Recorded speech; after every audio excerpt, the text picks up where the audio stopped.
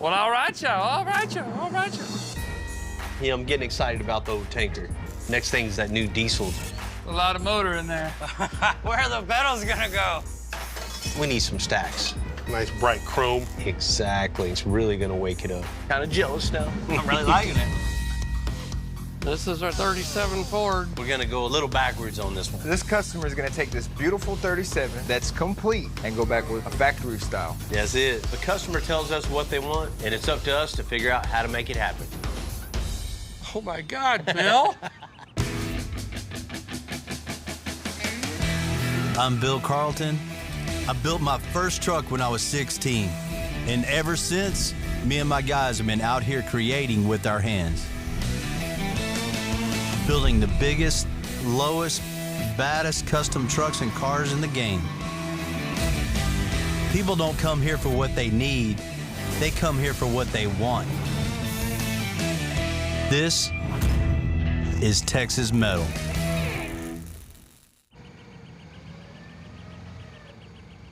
We'll try to pick it up on that side. You know, here at Extensor, we're always trying to figure out a smooth path, right? When something don't work, let's try the next thing. Gotta tighten that up. So here we are. A friend of mine needs some help. His trailer's built improperly. He called me. Hey, man, can you help me out? Watch out, Wally. We're super busy, super backed up, don't have time to do anything, but a friend of mine needs some help, so we're gonna help him out. Pick it up! Get ready to jump off if you need to get off the forklift. If it goes all the way over. What you gotta do? Cut all these axles off. You gotta cut them off? They're too far back. Terrible. There's never a set path from A to B. Getting the job done, start here, finish here.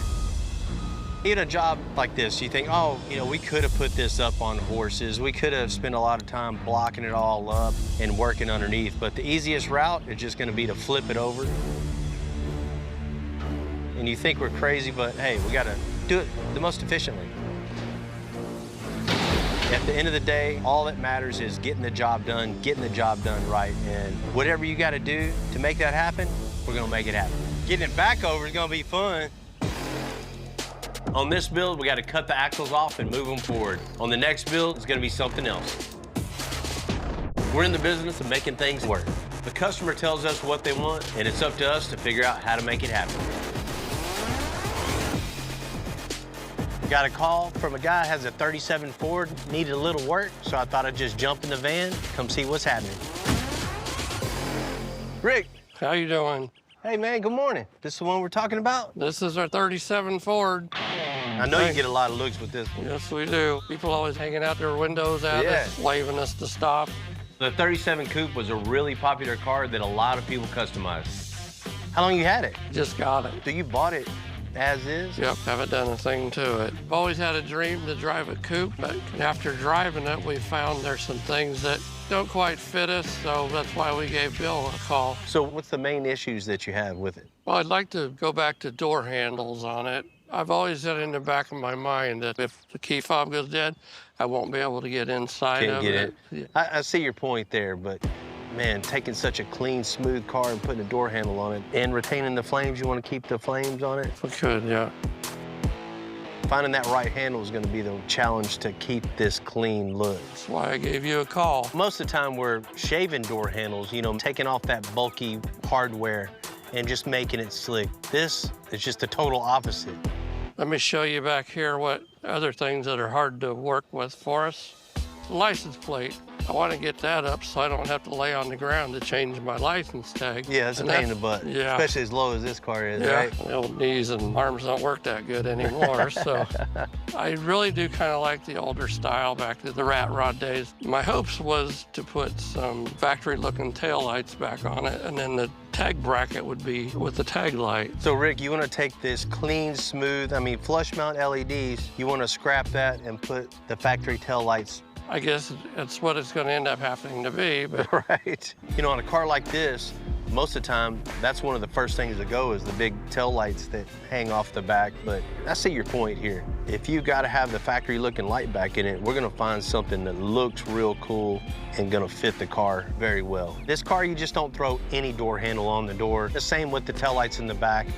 You know, that all plays in together. When you add one thing, you can't just add another thing randomly. That would just completely destroy the look of the car. See if I can get the doors open. I wanted to show you some stuff that's really needs a lot of work. You got a really clean interior in here, except for that steering wheel. I'd donate that to you if you want it. Turning the corners, it's not very comfortable. It's hard on your thumbs. You get stuck in that 37.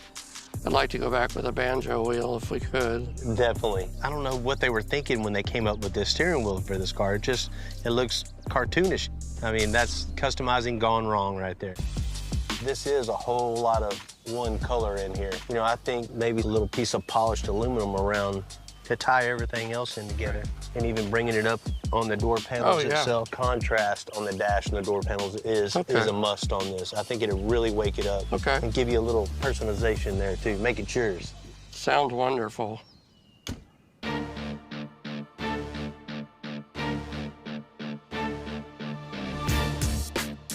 You know, they say in life it's small things that count, right?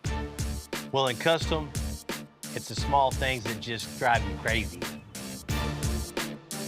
You know, like a job like this, just put some door handles in it, picking the right handle, putting it in the right place, and then making all the mechanism behind it. You need that mechanical part of it to work every time. It turns that little bitty job into something very, very time-consuming.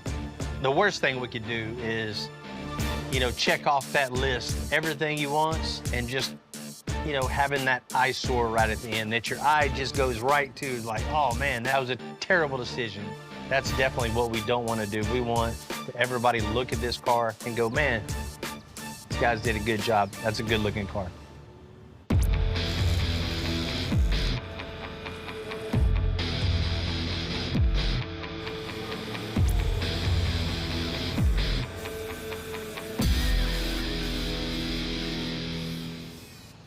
What's happening? They said you wanted to see me? Yeah, man, gonna need your help. It's a beautiful looking 37. So what we doing? Maybe a little buff, maybe a little wet sand, you know? Well, we're gonna go a little backwards on this one.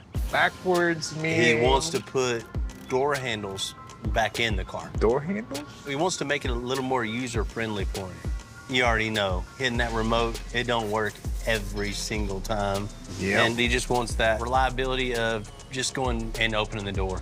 You got to come with it on this one. I see you that. know, we're going to try not to damage the flames and have to have somebody come in and touch all that up. Cool, so we just need to be real precise, measure twice, drill once. Right. You know, and make sure we're on point. Not only that, there's some other things too. It has the smooth LEDs in the back. Yeah, they're dope. He don't want them. He wants like the factory taillights put back in the car. But like factory with the arms and the steel and the... You know, we're not gonna do that. We're not gonna go with the actual factory taillight, but more of a factory style look. So it's up to us to come up with something cool. Right on. And he wants a better license plate. This customer is gonna take this beautiful 37 that's complete, and we're gonna go ahead and put some factory handles back in it, and then get rid of these beautifully flushed LEDs and go back with a factory style. That's it. It's still gonna have that clean, smooth look, still have that style. Hell yeah. You know, as far as the exterior, that's it. It's on you on that. I mean, the next is John Burgess. He can get with it on the inside. It looks super smooth on the inside too, but it's a little plain, so we're gonna wake it up and make it cool looking for him. Right on. Well, what about that gaudy looking steering wheel? That thing there is rough. It looks like a birthday cake, you know, like car on the bottom with the I turned 37, blow out your candles. That is somebody's bad idea right there. That's one of the first things got to go for sure. So yes.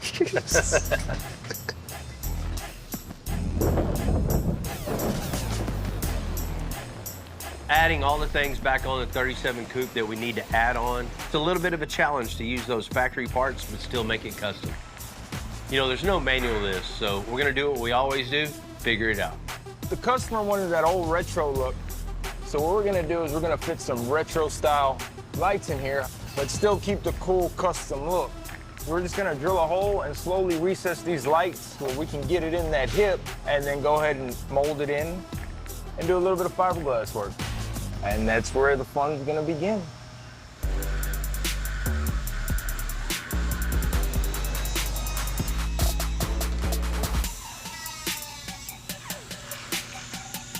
The toughest part about doing a job like this is getting the taillight to actually go in the hip without going too far out to the outside of the body and going too far in. We're gonna go ahead and sand out about 4 inches all the way around. That way that allows our fiberglass and our cosmetic repair to bite. So once I get this basket all sanded off, it'll allow us to get a good adhesion between the panel, the basket, and the fiberglass. Cool. That looks really good.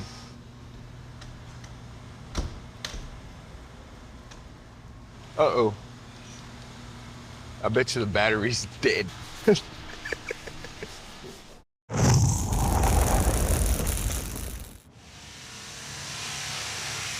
Fully cures in an hour.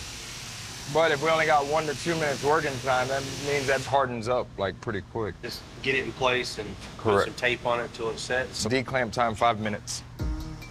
The project like the 37 Coupe, it's proof that every build has its own set of rules. We figure about 1 inch out on the bottom. I mean, that's good. There's just gonna be a big gap now on the top. It's all, you know, I'll help you place it here in a second. Cool. Jamel did a real good job of cutting the holes, getting everything prepped.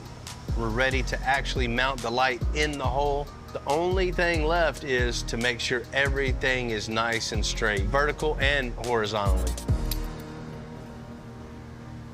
Put it on this side so it kind of balance it.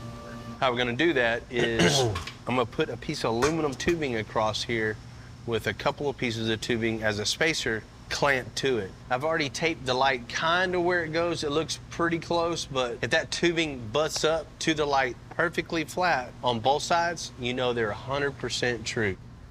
Man, Jamel, we know it's on the money because there's no guesswork. This jig that you built's amazing. Exactly.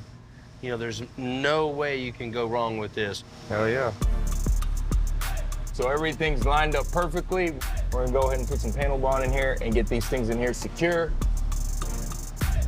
The reason why we use panel bond is because we're adhering 2 different types of material. You can't weld metal to fiberglass. So what we're gonna take here is some 2-part panel bond. It'll lock up quick. That way we can go ahead and move the jig and continue to build this beautiful 37. All right, cool. Now that we have our metal basket for our retro taillight installed and solid, thanks to our panel bond, we can go ahead and start doing some fiberglass work. The fiberglassing process is fiberglass and resin and then the mat. I'll take the mat, I'll cut some little pieces to where it fits around the taillight and fits nice and clean to where I like it. So what we're gonna do is we're gonna fill in where we had to make the hole and add structural integrity on the back side. I'm gonna put a couple of layers of glass in there to make it solid. I don't want no shrinking, no stretching, no cracking, none of that crazy stuff. So while I'm underneath doing structural work, I'm gonna go ahead and remove these beautiful LEDs and do the structural repair on the back side too while we have the car up in the air. Now we're just gonna go ahead and pop these bad boys out. Once the repairs are done, it'll look like there was never any LEDs here.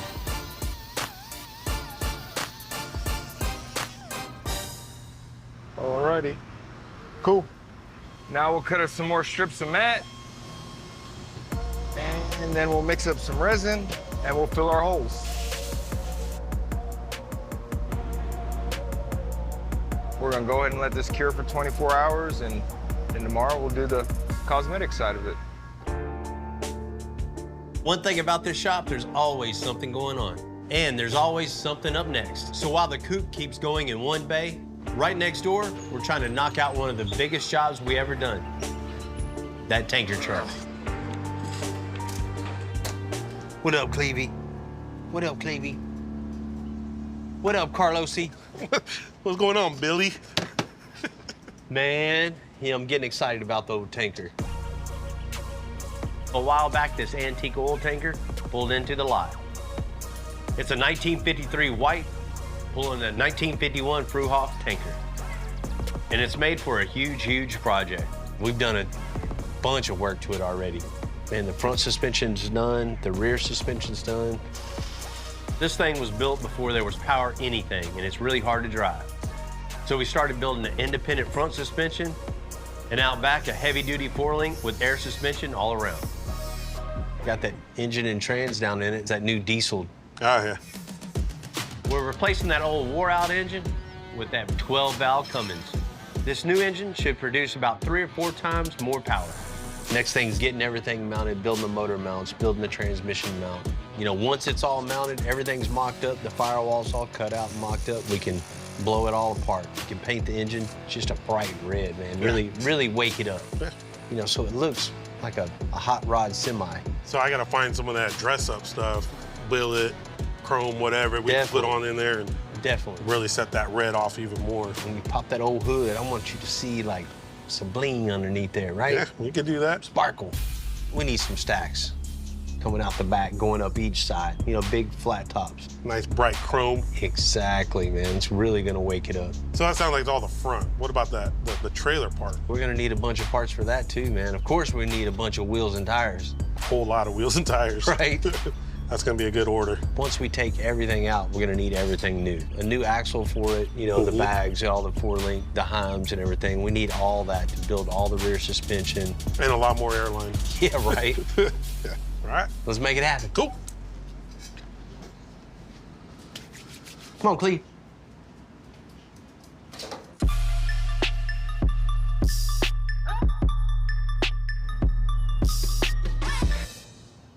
Well, all right, y'all.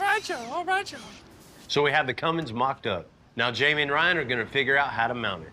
What is this? 4-inch. All right, so the original way that this motor mounted up is got this mid-mount here. It distributes the weight equally. Usually we'll go underneath the rear and make our little just mid-saddle that goes underneath the transmission. We can through bolt it that way and, you know, connect it with the pipe. But with the way that this is mounted here, it's not gonna really work that way. It's gonna have to have 2 separate transmission mounts on this one. Same concept, just split. This is kind of cool. You know, it's a tanker truck, first of all. It's an old tanker.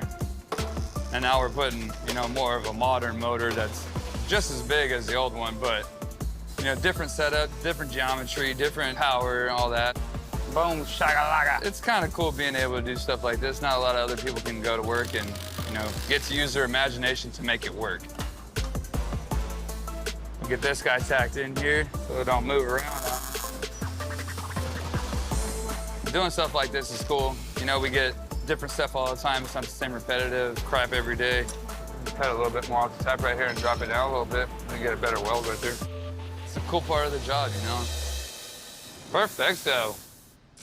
I got a cool idea. We can do it like the Bronco over there. The little piece that goes right to the corner of this, so it'll grab the top and the side. That thing, it would be so much stronger like that since we don't have anything that we're going down to, you know? That's a good idea.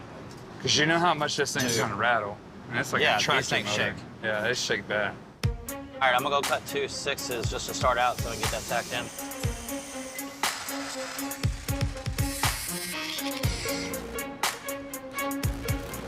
Let me tack it on the bushing. I like it. You can do the same with the bottom, since we got so much room down there. Man, these motor mounts look great. It's got 2 good solid anchor points on it. The motor's gonna ride right there. Strength is there for sure. Yeah. Style is cool though. Now everything flows from front all the way to the back with the tubing and the same bushings and everything. I like it. If it was mine, I'd be happy with it.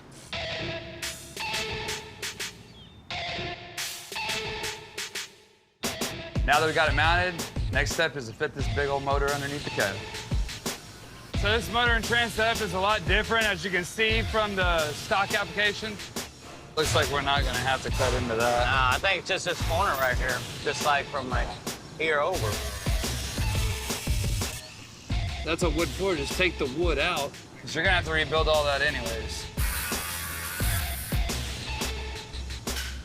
Jamie just got done cutting the floor out. Should be enough. We're gonna lower it down, mate the cab to the frame, and then we can start all the inside sheet metal work. All right, that should be good. Oh, it's a lot of motor in there. No way. Yeah. That's all motor. Where are the pedals gonna go?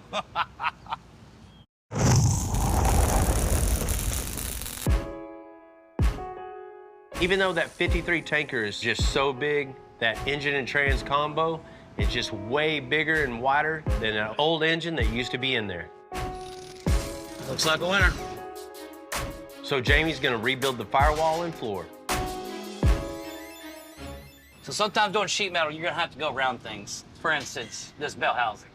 You know, we can't move this, and right here, this is where our pedals are gonna be. So I'm gonna have to make this as flat as possible, put my sheet metal as tight as I can, but still have some clearance against this bell housing. You know, I gotta think 10 steps ahead before I start laying everything out. Really rest on soft. That's gonna go in there, that's gonna go up. Split this. Brake. Hold this piece down right here. Now that's just gonna have to be it.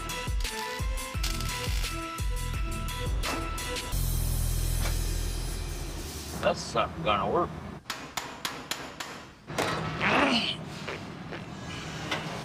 Man, that sucks. I'm gonna have to cut that. Initially, I'd planned to make like a pocket right here, but you know, things don't work out all the time. It just looked good one way, but it felt different once I put my feet down to check everything. So, I mean, it's kind of like I have to do it now. So I'm gonna go ahead and cut some more of the floor out to make different transitions and pieces on this. It's gonna be a lot better for carpet. It's not gonna be less of a lip for your foot, because I don't want any kind of obstruction between the brake pedal and the gas pedal. You know, this is fabrication, adapt and overcome.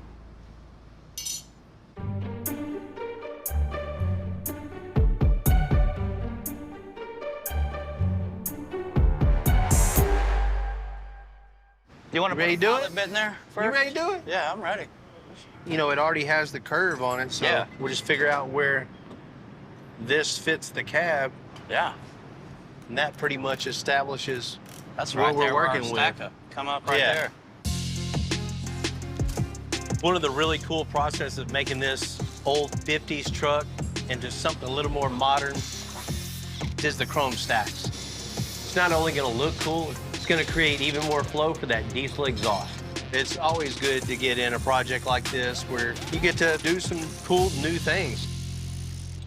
One of the first things we're gonna do is mount the brackets on the cab, establish how far our pipes and everything are gonna be apart. I'm about to center the pipe right here. 55 1/4. Then we can come right out the turbo to a big T, and then from the T to 2 chrome 6-inch pipes going all the way up the back side of the cab and over the tanker.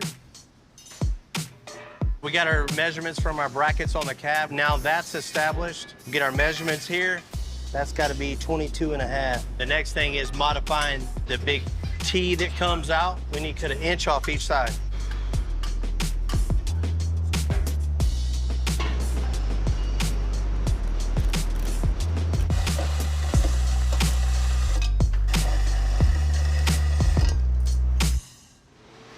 Blanking.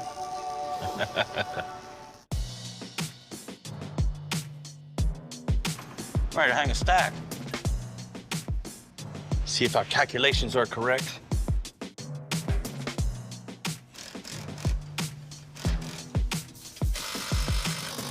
It's pretty solid now. I don't think it's gonna fit. Nope. Might as well go ahead and cut it.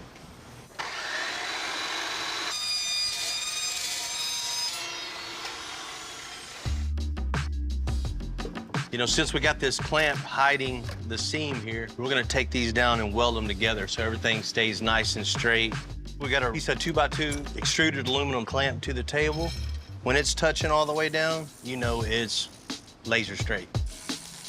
Super smooth, clean, really small weld is what you want on here.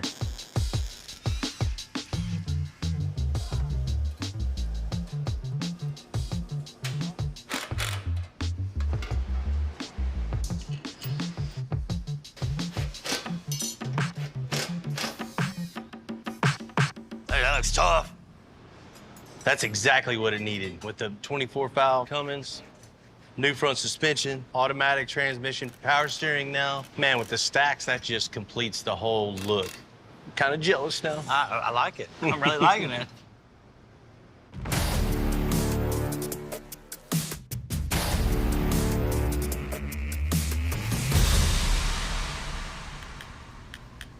You know, I've been really thinking about it a lot of which handle to go with on this 37 Coupe.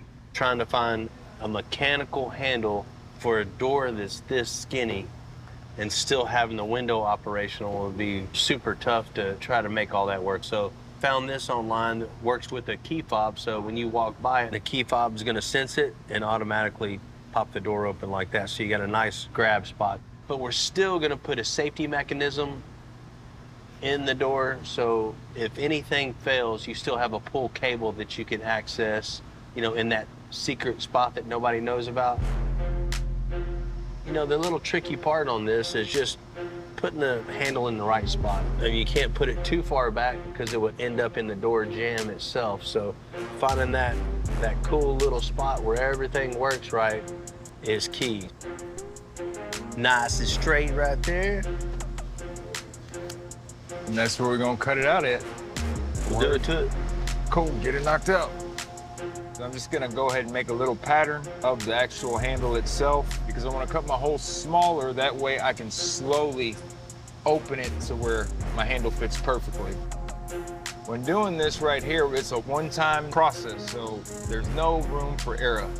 That's gonna leave me about 1/8 of an inch to where I can slowly file it top and bottom to get a precise fit.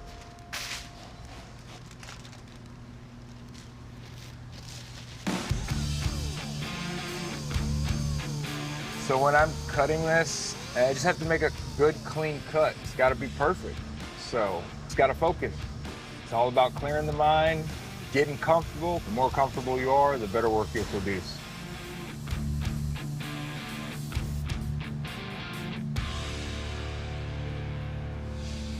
Now we got our hole all cut out. And what we're going to do is we're gonna make us an access hole right here on the back side. A little window that we can get in there and work. So we can remove some of the fiberglass. You see the thickness? What we're gonna do is we're gonna knock that to about half its size. In order to achieve that, we'll just take the angle grinder to it on the backside. So it'll allow our door handle to sit flush against the back of the panel. Because once again, we'll be bonding metal to fiberglass. So we use panel bond. It's a 2-part epoxy, which we use in the rear. So we'll use the same stuff here. We got our handle in, we got the panel bond on it. Now we're just gonna let it set for 24 hours and then we'll pull it off and do the cosmetic on the front side.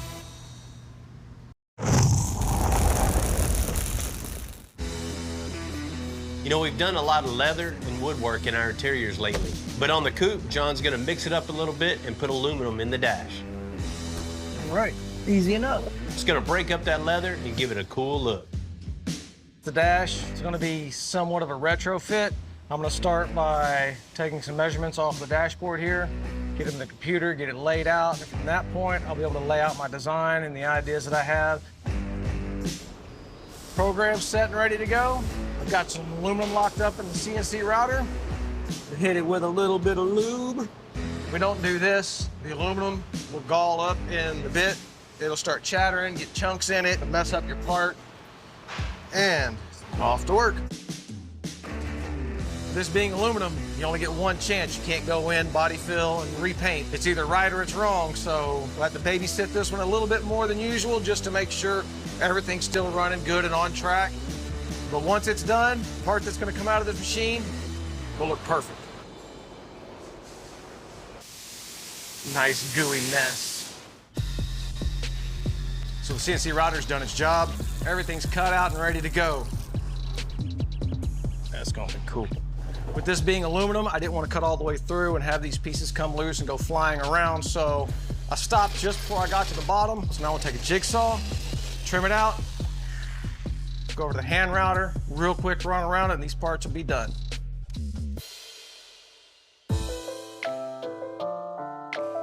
We finished the custom air suspension on that 53 tanker. Now to give it a huge modern upgrade with that power steering. What we got going on right now is we're taking out the old hydraulic steering. You know, we're trying to bring it back modern where everybody can drive this truck. You get in this thing, you're not gonna have to fight that big wheel, nothing like that. So what we're gonna do is gonna put rack and pinion power steering in this truck. Got this tightened down, that's my drop down to hold my column up top. We got our collar right here. This is gonna locate the bottom of our column. It's very important to get this right so our steering linkage is good. Kind of liking that right there. Right now, I'm just checking to make sure my column's straight. That's sheet metal work. I can make that any way I want to, but this right here, I want to make sure it's parallel. You don't want to be driving and the steering wheel be like this or this, so make sure everything looks true.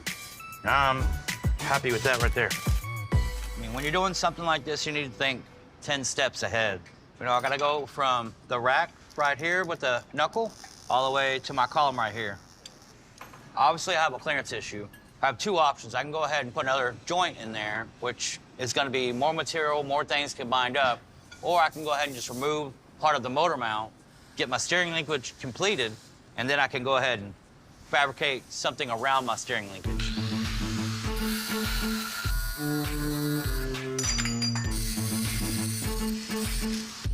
Got my steering linkage in, from the collar, all the way down to the rack and pinion. Next thing is, go ahead and start making this motor mount go around my steering linkage. So I'm gonna get my angle finder, get somewhat close to the pitch I want. Once I do that, take an exhaust machine, gonna bend it. That's our arch. Go ahead and chop that down real quick. Go ahead and cope it. Once I cope it, it's gonna fit nice and tight on this bushing on the motor mount. Okay, so I got it in place now. I'm gonna go ahead and shape it out just a little bit with a little heat and bead.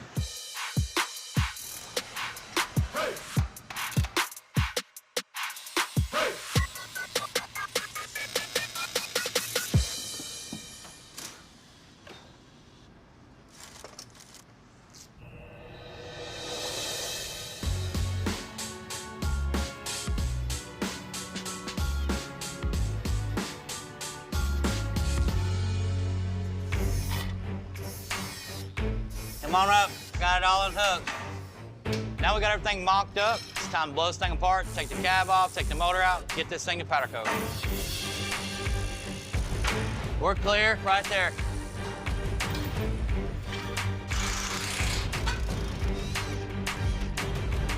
All right, go back, go back, go back. Go back. All right, now bump it. All right, you're good right there. So now we got the cab off. Go ahead and start slicking down this frame, weld up what needs to be welded. Then off the powder coat we go.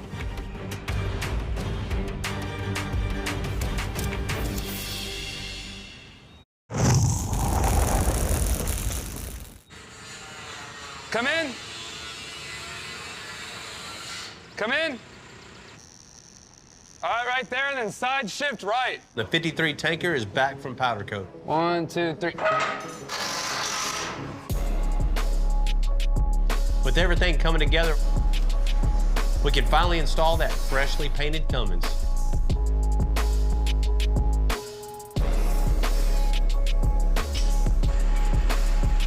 Good job. Am I bringing it down?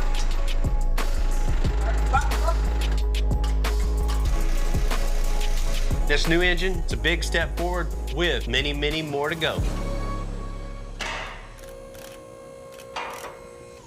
All right.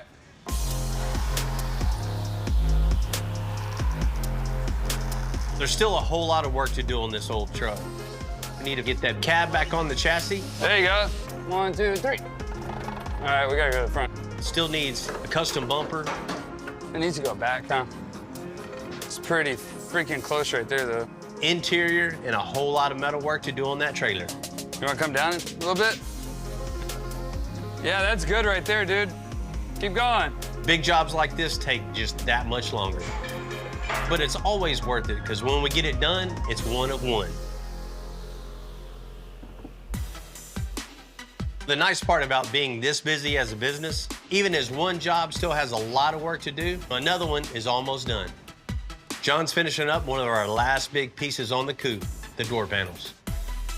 Going through a few ideas here and making a decision on which one we're gonna do. Once we get the base idea down, we'll let the machines cut our pieces out, then it'll be up to us, get them all shaped in, put together. Kind of nice to be able to get your base drawing on the computer. You still have to be building it in your head. How are you gonna put it together? How are you gonna wrap it? How's it gonna finish out? So there's a lot of stuff that goes into it other than just lines on the computer. Take this.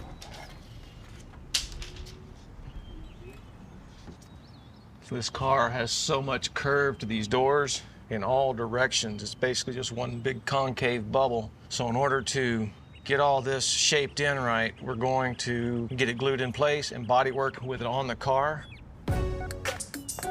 That way it'll hold the shape, because if we just do it on the bench and body work it flat and try to put it on the car, it goes bad. I'll body work and sand this down, and it'll be ready to wrap. Like everything, it'll take time, but it'll be worth it. Yes.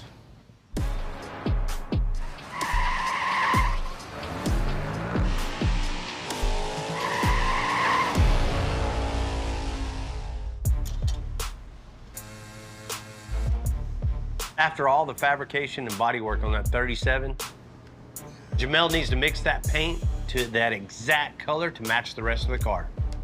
So we'll use a dark gray, a gray, and a light gray. That'll give us 3 different shades of red. We'll do one of these 2, which this will give you all 4 different sealers on one card.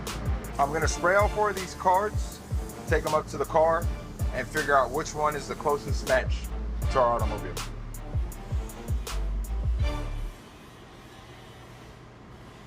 All right, looks like we got a match. So this one's it, it's over gray sealer. So the next step is we're gonna finish prepping our car. That way we can get in the paint booth and get this thing painted. We're gonna make us some sealer real quick. Take our mixing cup, mix us some sealer. Oh, it's just so it gives us a seal substrate, makes everything even. So I'm gonna go ahead, I got the sealer in the gun. We're gonna go in here and we're gonna put a coat of sealer on our panels. And then we're gonna come back with our red base coat, dust it out, and then clear the panels.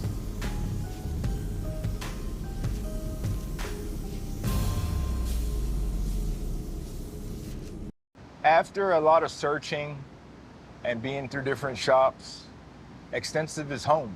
Here's where I can be creative. Here's where the magic happens. The custom paint world, it's different than the collision. You break all the rules. They say spray a tack coat. No. Oh, you only can put 2 coats of clear or 3 coats of clear. Oh man, forget about that. Shoot it the way you want it to look, because that's really how you're supposed to spray it. I know for myself, when I do something, when I do one project, I'm my own worst critic. Now, I've had people tell me, oh man, that looks really good, you know, and I'm like, man, I think it could have been a hell of a lot better. I beat myself up bad, but the reason is because I want to excel, you know, I want to be the best. So in order to do that, you have to push yourself all the way through. No shortcuts, no cutting corners. Producing the best is what's expected. Nothing else is acceptable.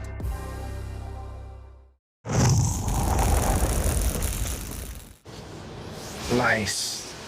Perfect. We've done a lot of work on this already custom 37, you know, from the tail lights to the door handles to a new interior.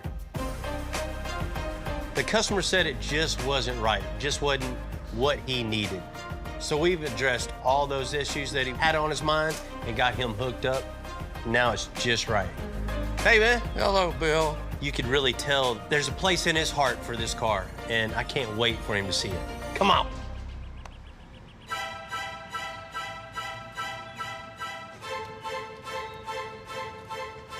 Oh my God, Bill. Don't believe me. It's wonderful. I've waited 40 years to see something like this. 40 years, huh? 40 years. I started building one back in the 80s and I lost it. I give up on a dream of having it for cruising, and you made it. It's here. You did it. I can't. I'm a little lost for words now. Let's get a closer look. Great. You know, I can kind of understand where Rick's at on this. Losing something early in life and finally getting it back after many, many years, you know, that can bring a tear to your eye for sure. Oh, God, Bill. It's perfect. The taillights, you can see them, yet they're molded in. It looks like an old street rod. Yeah. You wanted to put the factory-style taillight back in, so that's what we had to do. But I didn't want to just put the big taillight that hangs off the back of the fender with the stem coming off, so we decided to mold them in. You know, still have that factory look, but it's all custom. It's definitely the 30s style of the fenders. It's street rotted, or if they use that term anymore, but it's just slick. This car makes me feel like a kid again. I'm going through my third childhood, and this is going to fit right in with it. You know, one other problem you had was that low license plate bracket, so we got a nice retractable one now. So you hit a button and just comes up and out.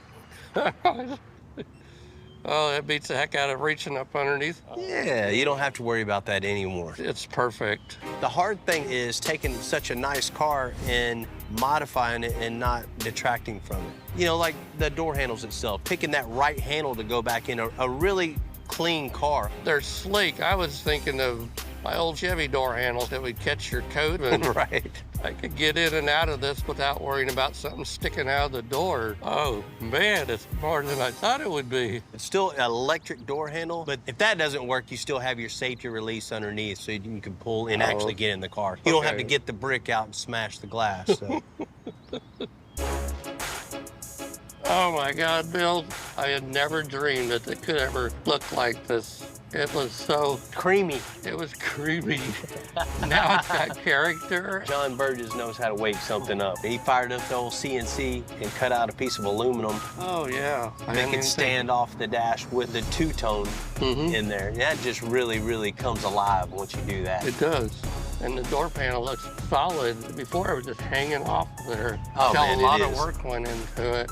Definitely, definitely. You see one thing missing, too, right? That thumb-grabbing steering wheel. You guys hit it right on the head with that. Man, it looks good, and not only good, it looks classy, too. It's classy, definitely. Getting a car in like this that's already super slick, modifying that to the customer's taste, you know, that's always the challenge, especially something like this. Man, I really appreciate you trusting in me, my company, to add to your dream on this. Bill, it's been in my heart, and you nailed it. I couldn't have dreamt any more than what this turned out. A long time ago, I was hoping for something like this, and here she is. It's everything that I'd ever dreamed of, Bill. My kids are gonna fight over it after my wife and I are gone.